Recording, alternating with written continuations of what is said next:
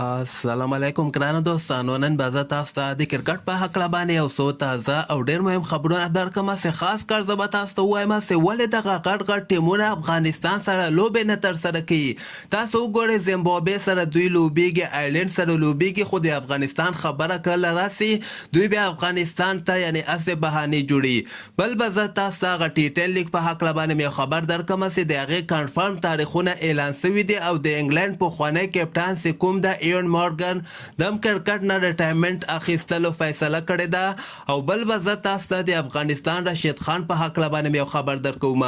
مهم معلومات در سره شریکوم. ویډیو تر اخره پورې وګورئ، په هر څه به تاسو پوهیږئ. راځم اول زه تاسو ته وایم که تاسو وګورئ نن سبا ګوره هندوستان چې کوم د آیرلینډ سره لوبو کولو ته تیار ده، خو خبره چې د افغانستان راسي بیا دوی ورته کومه بهانه جوړه کړي، یا ورته وایي چې موږ مصروفات زیات دي، یا ورته وایي چې دغسې وخت کې موږ تاسو سره لوبېدلی نه سو. او بل طرف ته که تاسو وګورئ پاکستان نیدرلینډ غوندې ټیم سره لوبېږي، خو افغانستان سره چې کله خبره راسي هغلته بیا افغانستان ته بهانې جوړې کړي. او که تاسو وګورئ استرالیا زیمبابوې سره لوبېږي، یعنې زیمبابوې سره د دوی سیریز تر سره کیدونکې ده، خو د افغانستان سره هغه ټیسټ لوبه یا دغه د اف ټي پي پروګرام لوبې د دغې بیخي درک نه لګیږي. د دغې غټ لامل دغه ده چې د افغانستان کرکټ بورډ ډېر کمزوره بورډ ده، دوی بیخي خبره نسي کولی. دوی ورته چې هغه کوم ټیم چې کوم دغه ورته چې څه ووایي، یا ورته پاکستان وایي چې دې وخت کې موږ نه لوبېږو، یا هندوستان ورته وایي، یا اسټرالیا ورته وایي، دوی بیخي ورته سر لاندې کړی، یعنې بیخي جواب ورته نسي ویلی. ټول نه غټ لامل همدغه ده چې د افغانستان کرکټ بورډ خبره نسي کولی، یا د دوی شکایت آی سی سی ته نسي رسولی. د دغه په وجه باندې دغه غټ غټ ټیمونه د افغانستان کیسه کې نه دي. او بل لامل دغه ده چې دوی ته سپانسرشپ افغانستان سپانسرشپ نه لري، ځکه یعنې دومره ګټه ورته نه رسیږي لکه نور ټیمونه چې دغه ښه ټیمونه سره چې هندوستان لوبېږي، اسټرالیا لوبېږي، پاکستان لوبېږي. یو مضبوطه ټیم سره چې کوم ټیم لوبېږي هغه ورته ډېره زیاته ګټه رسیږي. سپانسرشپ هم چې کوم د هغوی په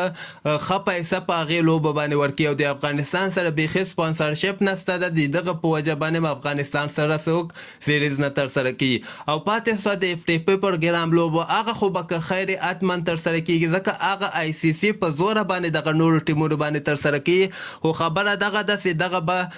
کال 2023 نه یعنې جولای میاشتې نه مخکې به دغه سیریزونه ترسره کیږي. او سریلانکا سره د افغانستان چې کوم سیریز ده هغه جنوري میاشته کې ده، هغه سریلانکا کنفرم کړی دی، یعنې کال 2023 جنوري کې به موږ افغانستان سره ولوبېږو. پاکستان بیا تېره ورځ دغه خبر ورکړ چې افغانستان ډېرې زیاتې نخرې کولې، یعنې موږ ته یې صحیح جواب نه راکوو، ځکه موږ ورته ویلې چې تاسو سره موږ بل کال کې لوبې ترسره کوو، یعنې اپریل میاشته کې به موږ تاسو سره بیا د اف ټي پي پروګرام لوبې ترسره کوو. او پاتې شوه خبره چې هندوستان او اسټرالیا هغوی خو بیخي دغه سیریز په هکله باندې هېڅ کوم قسمه خبر اوسه پورې نه ده ورکړی. بل به زه تاسو ته وایم چې د انګلند کپټان کوم چې نړیوال جام کپ هم ورته ګټلی و، ایون مورګن ده دغه فیصله وکړله چې زه به کرکټ نه ریټایرمنټ واخلم، ځکه د ایون مورګن فورم ډېر خراب شوی او په ټیسټ کې هم نه ځلېده، 50 وریځو لوبو کې هم نه ځلېده، 100 وریځو لوبو کې هم نه ځلېده. نو بیا انګلند چې کوم ده دغه ټیم نه مکمل وباسه، اوس دی پوه شو چې زه ټیم باندې بوج یم. نو دغه فیصله یې وکړله چې زه به انټرنیشنل کرکټ نه ریټایرمنټ واخلم. او که دلته راسئ د افغانستان ته د افغانستان میراثیان لوبغاړي چې کوم د دوی همدغه کوشش کوي، سفارش پسې ګرځي چې څنګه موږ د افغانستان ملي ټیم کې ځان ته ځای پیدا کړو. دې نه علاوه به زه تاسو ته وایم چې انګلند چې کوم د نیوزیلینډ ته په درېیمه ټیسټ لوبه کې ماتې ورکړې ده. دغې نه مخکې 2 ټیسټ لوبې هغه هم ورنه انګلند ګټلې وی، او نن یې ورنه درېیمه ټیسټ لوبه هم وګټله. په دغه ټیسټ لوبه انګلند ورنه په 7 وکټو باندې ګټلې ده. تاسو وګورئ نیوزیلینډ خپل اول اننګ کې 329 رنزه کړي ول،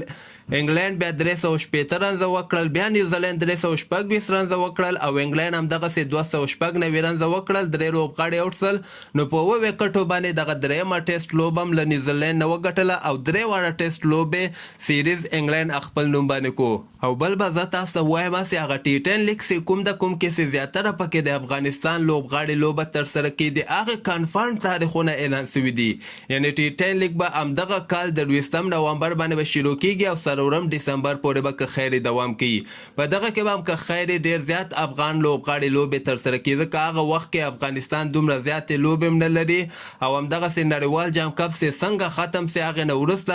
بیا دغه ټي10 لیګ لوبې شروع کیږي. د نه علاوه به زه تاسو ته وایم چې هندوستان او د آیرلند چې کومه دویمه شروریزه لوبه ترسره کیدونکې ده دغه به که خیر سبا ته ترسره کیږي د افغانستان په وخت باندې به د شپې 8 بجې که خیر دغه لوبه شروع کیږي اولینۍ لوبه چې کومه ترسره سوله هغه ونه هندوستان په 9 وکټو باندې ګټلې وله دغه لوبه کې باران سوی او بیا 12 اوړو ته دغه لوبه راغلې وله آیرلند 109 رنزه ټارګټ هندوستان ته ورکړی او هندوستان بیا ډیر په اسانۍ سره په 10 اوور کې دغه ټارګټ پوره کړی د درې لوبغاړي اوټ سوي دي په 9 وکټو باندې هندوستان دغه لوبه آیرلند نه وګټله خو تاسو که وګورئ زیاتره پکې هندوستان هغه لوبغاړو ته چانس ورکړی ده کوم چې په آی پی ایل کې ډېر ښه ځلېدلي دي او بل به زه تاسو ته د افغانستان رشید خان په هکله باندې یو خبر درکړم چې رشید خان په دغه انسټاګرام کې یو ریل ورکړی ده چې په 15 ساعتو کې 10 لکه کسانو دغه ریل کتلی ده تاسو مو ګوره ډېر زبردست د ریل د رشید خان خپل انسټاګرام کې ورکړی و یعنې دومره کم وخت کې دومره زیاتو خلکو وکته دغه مرستو ورکولو سره یعنې کوم کمپین چې رشید خان مرستو لپاره شروع کړی و دغې نه د رشید خان شهرت کې ډېره زیاته اضافه سوې ده یعنې رشید خان نوره نړۍ کې هم ډېر زیات مشهوره سوی ده ځکه یو خو دا اول نه مشهوره خو دغه مرسته چې کوم کمپین د ویډیوګانې جوړه کړې ډېر انټرنیشنل لوبغاړو هم د رشید خان لپاره ویډیوګانې جوړه کړه لکه ډوین براو شاهد خان افریدي وقار یونس او بعضې نورو لوبغاړو هم ورته ویډیوګانې جوړې کړې ولې دغې نه وروسته د رشید خان په شهرت کې نوره اضافه هم سوې ده